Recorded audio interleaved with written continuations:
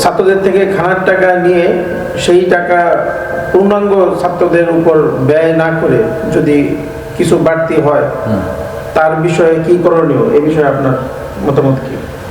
যে এই মাদ্রাসার যে খানার টাকা, খানার টাকা মাদ্রাসা কিন্তু অনেক ধরনের টাকা নেওয়া হয়। একটা হচ্ছে যে শিক্ষার একটা ফি আছে, এবং বেতন যেটা আর কি, আর একটা আছে আবাসিক, আর একটা আছে অনাবাসিক। যারা আবাসিক থাকে খায়, এবং এদের মধ্যে আবার আবাসিক শুধু থাকে, খানা ঘর থেকে আসে। আরেক দল আছে খানা এখানে মাদ্রাসায় খায় এবং আবাসিক থাকে।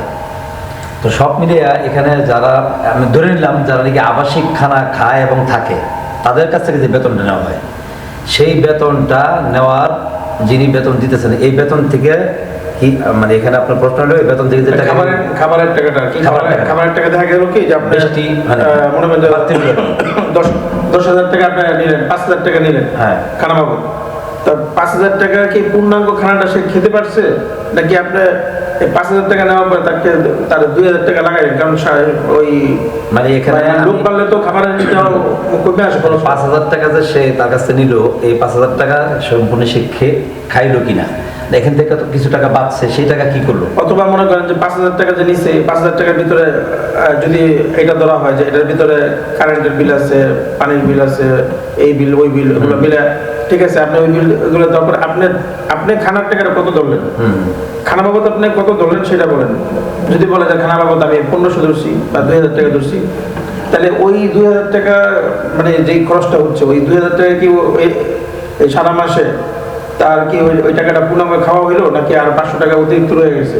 ওই বাড়তি টাকাটা কি মাদ্রাসা ফান্ডে যোগ হইতেছে, নাকি তাকে ফেরত দিয়ে দেওয়া হইতেছে, নাকি তাকে অন্য কোনো খাবার না হোক বা অন্য কোনো নাস্তা দেওয়া হোক যেমন এটা খরচ করতেছে? এই বিষয়টা আপনি কিভাবে দেখেন?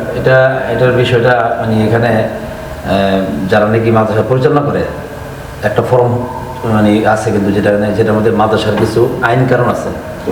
যে এখানে যদি কেউ যারা নাকি পরিচালনা করে, মাদ্রাসার মুহতামিম এবং পরিচালক যারা আছেন, তারা মাদ্রাসার একটা বাৎসরিক বা মাসিক একটা বই থাকে বা ফর্ম থাকে, যেখানে লেখা থাকবে, উল্লেখ থাকবে যে এই মাদ্রাসায় ছাত্রের খানা বাবদ এবং ভর্তি বাবদ যেই টাকাগুলি এই মাদ্রাসায় আপনারা দিতেছেন, এই টাকাগুলি আমরা আলাদা আলাদাভাবে খানার টাকাগুলিকে আমরা কি করতে পারবো না, হিসাব করে বাইর করতে পারবো না। এই জন্য আমরা যখন মাদ্রাসায় আপনারা টাকাটা দিবেন, একজন ছাত্রের জন্য 5,000 টাকা যখন দিতেছেন, ওই 5,000 টাকা আপনি নিবেন, নেওয়ার পরে এখান থেকে যে টাকাগুলি বাঁচবে, সেই টাকাগুলি দিয়ে আপনি মাদ্রাসার শিক্ষকদের বেতন এবং মাদ্রাসার অন্যান্য কাজ করতে পারবেন। যখন আপনি ওই সার্কুলার মধ্যে লিখে রাখবেন যে আপনার এই বেতন থেকে আমরা কিন্তু ভবিষ্যৎ যদি টাকা বাড়তি থাকে, সেগুলি দিয়ে আমরা এই কাজ করব, এবং এই জিনিসগুলি করার মধ্যে উভয় পক্ষের একটা সম্মত থাকতে হবে। কারণ আমরা সবাই কিন্তু আমাদের সব জিনিস যেগুলি আছে দুনিয়াতে, আমরা যারা নাকি বসবাস করতেছি, আমাদের আমল কিন্তু সব শেষ হয়ে যাবে, মরার পরে থাকবে শুধু 3টা জিনিস। আবু হুরায়রা রাদিয়াল্লাহু আনহু থেকে যে মুসলিম শরীফের হাদিসটা, ইযা মাতাল ইনসানু ইনকাতা আনহু আমালুহু ইল্লা মিন সালাসা, ইল্লা মিন সাদাকাতিন জারিয়া আও ইলমিন ইউনতাফা বিহি আও ওয়ালাদিন সালিহিন ইয়াদউ লাহু। এই হাদিস সম্পর্কে সবাই জানে যে আমাদের এই 3টা কাজ থাকবে। এখানে যিনি ছাত্র দিয়েছেন, সন্তান, উনি যে টাকাগুলো দিতেছেন, উনি যদি এই নিয়ত করে দেয় যে আমি আল্লাহর রাস্তায় আমার এই টাকাগুলো দিয়ে দিলাম, বাকি যেগুলি বাঁচবে মাদ্রাসার হুজুররা অন্য অন্য কাজে লাগাইতে পারবে, আমার কোনো আপত্তি নেই। এই আপত্তি নাই, এই কথাগুলি ভর্তির সময় যিনি গার্জিয়ান থাকবেন, ওনার সাথে আপনাদের পরিচালনা যিনি করবেন, উনি আলোচনা করে নেবেন যে আমরা কিন্তু এই কাজগুলি করবো, আপনি কি সম্মতি আছেন কিনা। এই সম্মতি দিলে তাহলে গিয়ে আপনার ওই মাদ্রাসার অন্যান্য কাজ এই টাকাতে আপনার করতে পারবেন। এখানে তো আসলে সমস্যা তো আসলে সূক্ষ্মভাবে চিন্তা করলে অনেকগুলো সমস্যা দেখা যায়। যেমন ধরেন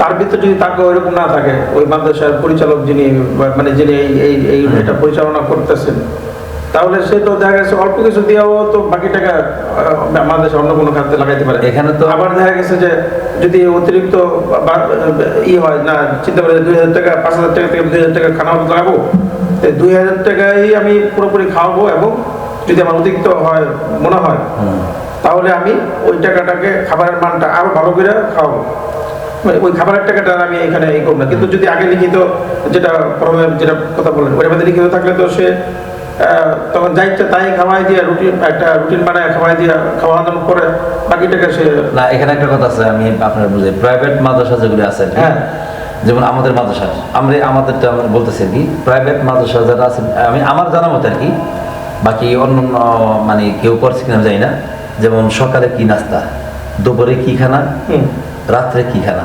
শনিবারে কি, রবিবারে কি, এটা কিন্তু একটা রুটিন আছে এবং রুটিন লটকে দেওয়া হয়।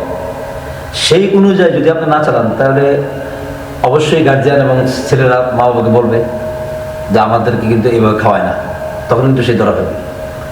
এই সিস্টেম যদি না থাকে তখন আপনি ওই যে এই সিস্টেমটা আছে অধিকাংশ মাদ্রাসায় আছে যে রুটিন অনুযায়ী খাবারটা দেওয়া হয়। হয়তো বড় মাদ্রাসায় হয়তো ওরকম হাই লেভেলের রুটিন নেই, তবে মানে হয়তো নর্মাল একটা রুটিন থাকে যে সকালে হয়তো ডাল ভর্তা বা বাজি, তবে বিশেষ করে যারা প্রাইভেট মাদ্রাসা, হ্যাঁ প্রাইভেট মাদ্রাসাতে অবশ্যই থাকে। তো এখন কথা হলো এখানে যে রুটিনটা থাকার পরে আপনি আপনার যে খরচটা করার পরে ছাত্র বাড়লে খরচ অনেক সময় কমে আসে। তো ওই প্রশ্নটা ওই জায়গার ভিতরেই যে ওই টাকাটা তখন কি মাদ্রাসায় খরচ আপনি লিখিত আগে নিয়ে নিলেন অনুমতি যে বেশি হলে আপনি খরচ করতে পারবেন, তো ওইখানে কি ওই খরচটা মাদ্রাসায় লাগাইবে নাকি ওই খরচটা দেখা গেল খাবারের মানটা একটু উন্নত করে দেখা গেল যে একটু ছাত্রদের মেয়েদের লাগাইলো, মানে এটা তো তার তাকওয়ার একটা বিষয় আছে। এখানে বিষয়টা হলো যদি টাকা মানে বাঁচে তাহলে অবশ্যই মাদ্রাসার খানা মান উন্নয়ন করতে হবে, হ্যাঁ এটা প্রথম কাজ। কারণ এটা প্রত্যেকটা গার্জিয়ানই চাইবে যে তার সন্তানটা একটু ভালো খাবার খাক বা একটু এবং কিছু টাকা এরকম ফান্ডে রাখতে হবে, বিকাল বেলা অনেক সময় ছাত্রদেরকে নাস্তা দেওয়া, জি জি, এগুলো হলো উত্তম কাজ। দুধ ডিম বা কিছু একটা দিলে আর কি এগুলি সবচেয়ে উত্তম কাজ। যদি এগুলো কেউ করে তাহলে তো সে অবশ্যই মানে তাকওয়ার পক্ষে কাজ করলো। আর যদি এগুলিকে সে বাদ দিয়ে নিজের চিন্তা করে শুধু আমি কিভাবে মানে টাকা কামাই করে আমার জীবন সুন্দর পরিচালনা করবো, তাহলে সে কি করলো মানে তাকওয়ার বাইরে চলে গেল সে। এই জন্য আমাদের উচিত, আমাদের প্রত্যেকের উচিত, আমরা যারা মাদ্রাসা চালাই, যারা মাদ্রাসা করছি, আমাদের উচিত আল্লাহকে ভয় করা এবং সেই সাথে মাদ্রাসার এই গার্জিয়ানদের কাছ থেকে যে টাকাগুলি আমরা নিই সেগুলির সব আল্লাহর কাছে জবাব দিতে হবে। এবং গার্জিয়ানদের কাছেও আমাদের প্রত্যেক মাসে এবং 2 মাস অন্তর অন্তর একটা মিটিং ডেকে হিসাব দেওয়া বা জবাবদাহিত করা, এটা একটা উত্তম কাজ। আল্লাহ আমাদেরকে আল্লাহর ভয় নিয়ে কোরআন এবং মাদ্রাসার পরিচালনা এবং মাদ্রাসা আমরা যারা পড়াই, যারা মাদ্রাসা করছি চালাইতেছি, আমাদেরকে সেইভাবে আল্লাহর ভয় নিয়ে কাজগুলি করার তৌফিক দান করুক। আমিন আমিন। তা আমরা এই আলোচনা থেকে দর্শক বিন্দু আমরা এই আলোচনা থেকে জানতে পারলাম যে আসলে এই তাকওয়ার বিষয়টা খুবই গুরুত্বপূর্ণ বিষয়। এখানে মানে এখানে কোনো এটা হালকাভাবে দেখার কোনো উপায় নেই।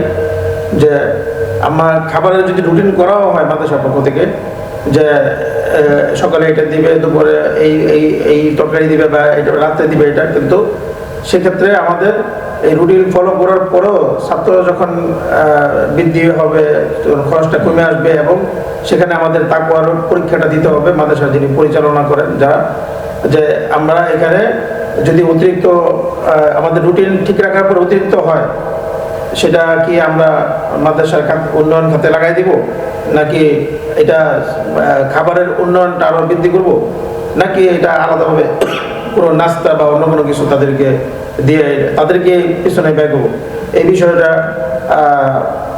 তাকওয়ার সাথে বিবেচনা করার জন্য যারা যারা মাদ্রাসার সাথে সম্পৃক্ত আছেন, দায়িত্বশীল কমিটি, তাদের প্রতি আমাদের উদাত্ত আহ্বান থাকলো। আল্লাহ তাআলা আমাদের সকলকে এর উপর আমল করার তৌফিক দান করুন। আমিন আমিন।